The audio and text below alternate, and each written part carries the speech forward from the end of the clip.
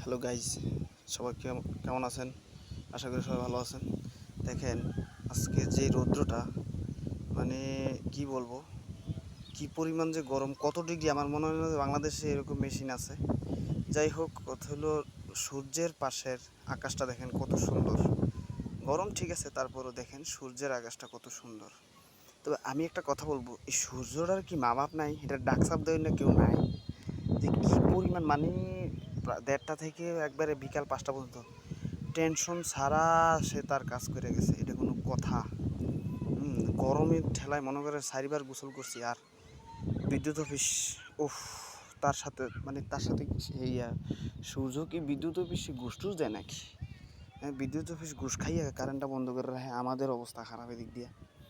বাংলাদেশের মতো রাষ্ট্রে যদি সূর্যর মোবাইল নাম্বার যদি কারোর কাছে থাকে, আমাকে একটু নক করবেন।